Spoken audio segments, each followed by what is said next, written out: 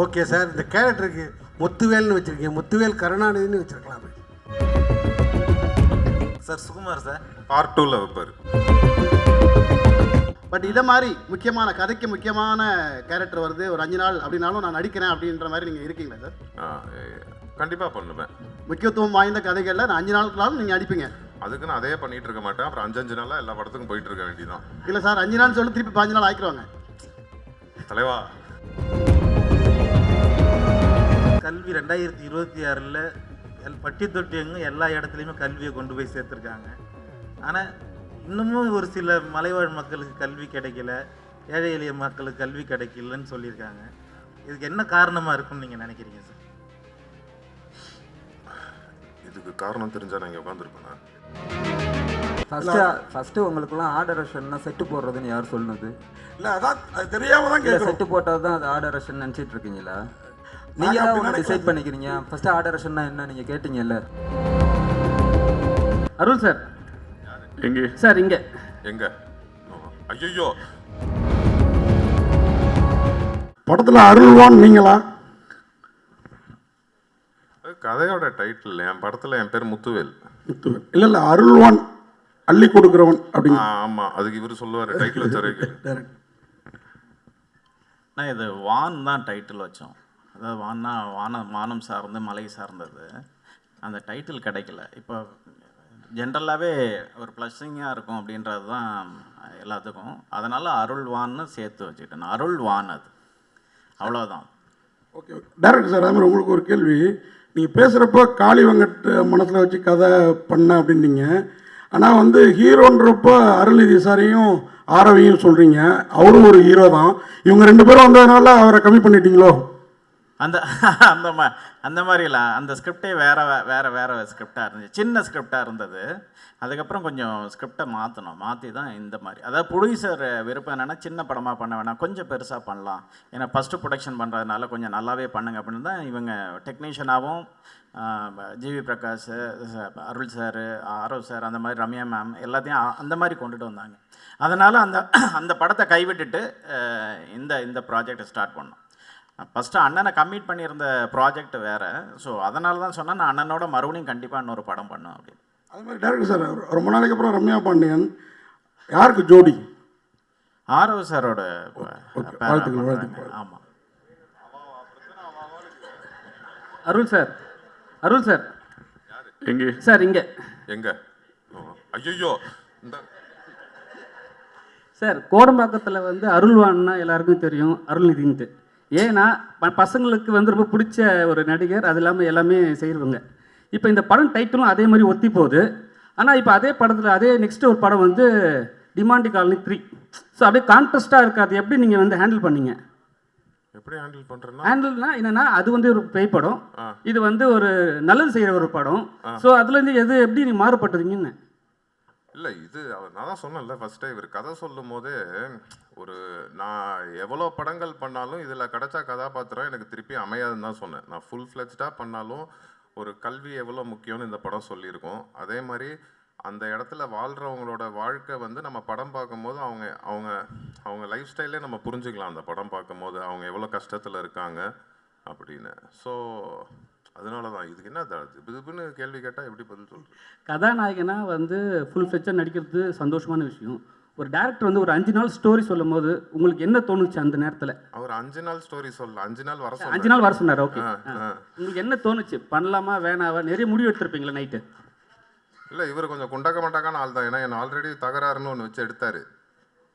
அதனால எனக்கு என்னன்னா சீரியஸாகவே ஃபஸ்ட்டு ஒரு 5 நாள் தான் இருந்துச்சு. அதுக்கப்புறம் ஒரு 20 நாள் வந்திருப்பேன்னா ஆக்சுவலாக ஃபுல் படம் இருக்கேன். அது சொல்ல மாட்டுறாரு. நானும் ஆரோ, அவங்க கிருத்திகா, அப்புறம் இவங்க எல்லாரும் ஃபுல் படம் இருக்காங்க. கேள்வி next sir. Hero sir, Arulnithi sir வணக்கம். இதுக்கு நாங்கள் பேசவே செஞ்சுருப்பேன். நீங்கள் தான் பேசணும் சார். மாசான ஹீரோவாக பல படங்கள் பண்ணிட்டீங்க. பட் இந்த படத்தில் ஒரு முக்கியத்துவமான கேரக்டர் அப்படின்னா 5 நாளைக்கு ஒத்துக்கிட்டீங்க. அடுத்து வரக்கூடிய இந்த மாதிரி கதைகளில் முக்கியமான கேரக்டர் 2 நாள் 5 நாள் அப்படின்னா ஒத்துப்பீங்களா சார்? நான் இது வரைக்கும் எந்த படம் மாசான ஹீரோவாகவே பண்ணல. சார் வம்சம் ஒன்று போதும் சார். வம்சம்ல வந்து என் படங்கள் எல்லா படங்களையும் எல்லா கதாபாத்திரக்கும் எல்லாருமே ஹீரோ மாதிரி தான் இருப்பாங்க. வம்சம்ல என்ன கிஷோர் சார் தான் ஹீரோ மாதிரி இருப்பார். அவரை வச்சு தான் படமே. இல்லை இன்னைக்கு வரைக்கும் அருள்நிதி சார்னா வம்சத்தை தான் முக்கியமாக சொல்கிறாங்க. ஆமாம் ஆமாம், அது அந்த மாதிரி ஒரு மாசான படமும் நீங்கள் அடுத்து கொடுக்கணும். பட் இதை மாதிரி முக்கியமான கதைக்கு முக்கியமான கேரக்டர் வருது ஒரு 5 நாள் அப்படின்னாலும் நான் நடிக்கிறேன் அப்படின்ற மாதிரி நீங்கள் இருக்கீங்களா சார்? கண்டிப்பாக பண்ணுவேன். முக்கியத்துவம் வாய்ந்த கதைகளில் நான் 5 நாளுக்குனாலும் நீங்கள் நடிப்பீங்க. அதுக்கு நான் அதே பண்ணிட்டு இருக்க மாட்டேன். அப்புறம் 5 நாளாக எல்லா படத்துக்கும் போயிட்டு இருக்க வேண்டியதான். இல்லை சார் 5 நாள் சொல்லி திருப்பி 5 நாள் ஆக்கிடுவாங்க தலைவா. ஓகே சார், இந்த கேரக்டருக்கு முத்துவேல்னு வச்சுருக்கீங்க, முத்துவேல் கருணாநிதினு வச்சுருக்கலாமே. இது சார்கிட்ட கேட்கலாம். Sir Sukumar sir. பார்ட் 2ல வைப்பார் சார். சுகுமார் சார். அருள் சார், எவ்வளோ அரசு போஸ்ட் இருந்தாலும் இந்த கலெக்டர் போஸ்ட் தான் ரொம்ப பெரிய போஸ்ட்டுமாங்க. சின்ன வயசில் நம்ம எல்லாரும் கலெக்டர் ஆகணும், இன்ஜினியர் ஆகுவாங்க. நிஜ வாழ்க்கையில் இப்போ உங்களுக்கு சின்ன வயசில் உங்களுக்கு பிடிச்ச கலெக்டர்னா யார் சொல்லுவீங்க? யாராவது இது இருக்கா சார்? அப்படி நிறைய பேர் இன்ஸ்பிரேஷன் இருக்காங்க. எவ்வளவோ கலெக்டர் இருக்காங்க. எல்லாருக்கிட்ட இருக்கிற ஒரு நல்ல விஷயத்தையும் ரசிக்க வேண்டிதான். ஆக்சுவலாக எங்கள் அக்காவுக்கு கலெக்டர் ஆகணுன்னு ரொம்ப ஆசையாக இருந்துச்சு. நான் எங்கள் அக்கா கிட்ட அதை சொன்னேன். அது நான் இந்த படத்தில் நிறைவேற்றிட்டேன் பாரு, உனக்கு ரொம்ப பிடிக்கும் அப்படின்னு. எங்கள் அக்கா ரொம்ப ட்ரை பண்ணாங்க ஆக்சுவலாக. இன்னைக்கு வந்து கல்வி 2026ல் பட்டி தொட்டி எங்கும் எல்லா இடத்துலையுமே கல்வியை கொண்டு போய் சேர்த்துருக்காங்க. ஆனால் இன்னமும் ஒரு சில மலைவாழ் மக்களுக்கு கல்வி கிடைக்கல, ஏழை எளிய மக்களுக்கு கல்வி கிடைக்கலன்னு சொல்லியிருக்காங்க. இதுக்கு என்ன காரணமாக இருக்குன்னு நீங்கள் நினைக்கிறீங்க சார்? இதுக்கு காரணம் தெரிஞ்சால் நான் இங்கே உட்காந்துருப்பேனா? நெஜ கலெக்டராக இருக்க மாட்டேன். அந்த கஷ்டத்தை தான் இந்த படத்தில் சொல்லியிருக்கோம். ஸோ இப்போ நிறைய இடத்துல நிறைய பேர் அதை செஞ்சுட்டு வராங்க. இதுவும் பேஸ்ட் ஆன் ட்ரூ ஸ்டோரி தான். இவர் அந்த இது உண்மையாகவே எங்கே நடந்தது, எந்த கலெக்டர் அதை செஞ்சார், எந்த ஊரில் நடந்துச்சு, அங்கே பேசிகிட்டு இருக்காரு. இங்கே பாருங்கள், முக்கியமான கேள்வி இது. அது எல்லாமே இவர் சொல்லியிருக்காரு. அதை கேளுங்க, அதை ஒரு தடவை கேளுங்க. நிறைய பேர் ட்ரை பண்ணுறாங்க. இன்னும் இப்போ எல்லா இடத்துலையுமே இப்படி இருக்குன்னு நம்ம சொல்ல முடியாது. எல்லா இடத்துலையுமே கல்வி போய் ரீச் ஆயிடுச்சு. இவர் தான் சொன்னார் இன்னும் 20% இடத்துல. ஆமாம், அது 25% இருந்து இன்னும் கம்மியாக இருக்கும். சீக்கிரம் இன்னும் கம்மியாகிடும் நம்புவோம். கேட்குதா? கேட்குதுங்க. எனக்கு கேட்கல. சரி, நிறைய படங்களில் நீங்கள் ஹீரோவாக நடிச்சிட்டிங்க. இப்போ வந்து நண்பர் கேட்டதுக்காக வந்து சிறப்பு தோற்றத்தில் கலெக்டராக நடிச்சிருக்கீங்க. கலெக்டரோட அதிகார எல்லைக்கு உட்பட்டு அந்த பொண்ணை நீங்கள் வந்து படிக்க வைக்கிறீங்களா, இல்லை வந்துட்டு அதை மீறி அரசு விதிகளை மீறி தனிப்பட்ட முறையில் அனுதாபத்தினால அந்த பொண்ணை படிக்க வைக்கிறீங்களா? அது மாதிரி என்னது உங்கள் கேரக்டரை பற்றி விரிவாக சொல்லுங்கள். இல்லை, அதை சொன்னால் கதை சொன்ன மாதிரி ஆகிடும்ல. நான் அந்த பொண்ணை என்ன முயற்சி எடுத்து படிக்க வைக்கிறேன்றது அதை நீங்கள் படமாக பார்க்கும்போது தெரியும். ஃபர்ஸ்ட் ஆஃப் ஆல் இதில் வந்து அவர் என்னை 5 நாள் தான் கூப்பிட்டாரு நடிக்க. அப்புறம் 5 10 ஆச்சு, 10 15 ஆச்சு. ஆனால் எல்லா நாளுக்கும் ஒரே சம்பளம் தான் கொடுத்தாரு. நான் சீரியஸாக சம்பளத்துக்காகவோ அதுக்காகவோ பண்ணலை. அவர் கதை சொல்லும் போதே நான் அவர்கிட்ட சொன்னது வந்து, நான் எவ்வளோ படங்கள் நான் இதுக்கப்புறம் பண்ணாலும், ஃபுல் ஃப்ளெஜ்டாக நம்மளை வச்சே படம் பண்ணாலும், இந்த மாதிரி ஒரு கதை எனக்கு என்றைக்குமே அமையாதுன்னு தான் நான் அவர்கிட்ட சொன்னேன். வெரி ஃபஸ்ட் டைம் சொல்லும் போது நான் ரொம்ப யோசித்தேன். இவர் பெருந்தன்மையாக என்னமோ சொல்லிட்டாரு, எடுத்தோடனே கேட்டோன்னே ஒத்துக்கிட்டேன் அப்படின்னு. நான் கண்டிப்பாக ஃபஸ்ட்டு பயந்தேன், ரொம்ப பயந்தேன். இது எப்படி இது இதாகுமா? ஏன்னா என்னால் அவர் ஆரவுக்கும் ப்ராப்ளம் வந்துடக்கூடாது, அவருனால எனக்கும் வந்துடக்கூடாது. அந்த சுயநலமும் இருக்கும்ல. அதனால ரொம்ப யோசிச்சுட்டு 2வது தடவை கேட்கும் போது அப்புறம் தான் டிசைட் பண்ணேன், சரி இது கண்டிப்பாக இந்த மாதிரி நமக்கு அமையாது. அப்புறம் என் ஃப்ரெண்டு கண்ணன் ஒருத்தர் இருக்கார், அவரும் என்கிட்ட சொன்னார், இது மாதிரி இது கண்டிப்பாக பண்ணுங்கள், நமக்கு நல்ல பேர் தான் கிடைக்கும்னு. படம் பார்க்கும்போது எனக்கு ரொம்ப சந்தோஷமாக இருந்துச்சு. கரெக்டான ஒரு படத்தில் இருந்தோம். எனக்கு ஆக்சுவலாக சுகுமார் சார் தான் அடிக்கடி சொல்லுவார், சார் நல்ல பேர் வரும் சார், நல்ல பேர் வரும் சார்ன்னு. யார் சார், உங்களுக்கா சார்னு கேட்டேன். ஏன்னா விஷுவல் அவ்வளோ சூப்பராக இருந்துச்சு. அப்புறம் படம் பார்க்கும்போது அந்த நம்பிக்கை இருக்குது. இதில் நானோ ரம்யா பாண்டியனோ ஆரவோ ஹீரோ ஹீரோயின் அப்படிலாம் கிடையாது. ஆக்சுவலாக அவங்க கிருத்திகா தான் இந்த படத்தில் எல்லாமே. அவங்கள சுற்றி தான் எங்கள் எல்லாரோட கதையும். நீங்கள் இந்த படத்தில் நல்ல பேர் வரும் நல்ல பேர் வரும்னு சொன்னீங்க.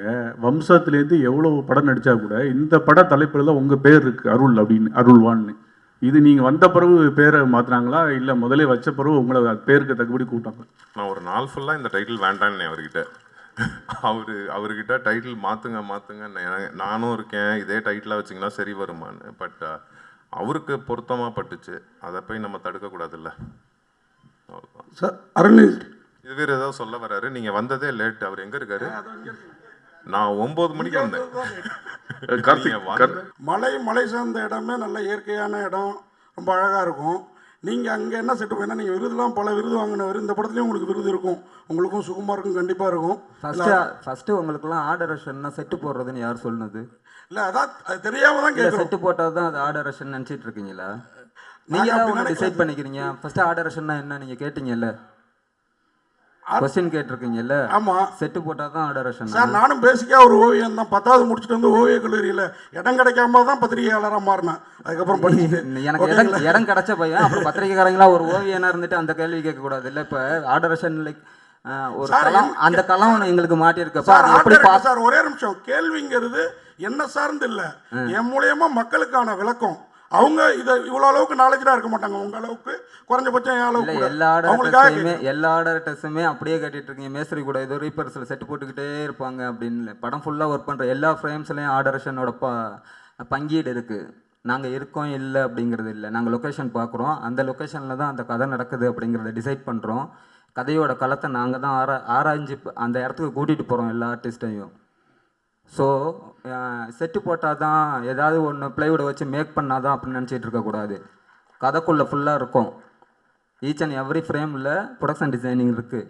அது என்ன கலர் ஸ்கீமில் போகலான்னு டிஸ்கஸ் பண்ணுறோம். கேமராமேன் கூட என்ன லைட்டப்பில் எடுக்கலான்னு டிஸ்கஸ் பண்ணுறோம். ஸோ கதை ஃபுல்லாக ஆராய்ஞ்சிட்டு இருக்கோம். நீங்கள் ஏதோ செட்டு போடுறது அதனால கதை இது போய் ஏதோ மலையிட்ட நின்னா நாங்கள் என்ன பண்ண போகிறோம் அப்படின்னு கொஸ்டின் கேட்டுட்டு இருக்கக்கூடாது அப்படிங்கிறது என்னோட தாழ்மையான வேண்டுகோள். இனிமேலாவது இந்த கொஸ்டின்ஸ் இது மாதிரி கொஸ்டின்ஸ் ஆர்டர் கேட்கறது விளக்கம் கிடைச்ச பிறகு தான் எனக்கே அது தெரியுது. அப்போ மக்களும் இதுக்கப்புறம் தெரிஞ்சுப்பாங்கிறதுக்கு தான் இந்த கேள்வி. நன்றி. இதை போஸ்ட் பண்ணீங்கன்னா கரெக்டாக போஸ்ட் பண்ணி கரெக்டாக கொண்டு போய் சேர்த்தீங்கன்னா ஆர்டர்ஸ் அந்த மலையில் என்ன செட்டு போடுறீங்க, அங்கே தெருவில் எடுக்கிறப்போ உங்களுக்கு என்ன வேலைன்னு கேட்காம இருப்பாங்க ஆடியன்ஸு. நீங்கள் தான் அதை கரெக்டாக கொண்டு போய் அப்போ ரீச் பண்ணணும். ஸோ தெரிஞ்சுக்குவாங்கல்ல மக்கள். ஃபிலிம் மேக்கிங்னா ஒவ்வொருத்தவங்களுக்கும் ஒவ்வொரு பார்ட் இருக்குது. அதில் எவ்வளோ இம்பார்ட்டன்ட் என்னென்ன பார்ட்டில் இருக்குது அப்படிங்கிறத மக்கள் எந்த அளவுக்கு ரீச் பண்ணுறாங்களோ அப்போ தான் கலை வடிவம் கொண்டு போய் அவங்களுக்கு போய் ரீச் ஆகும். நன்றி.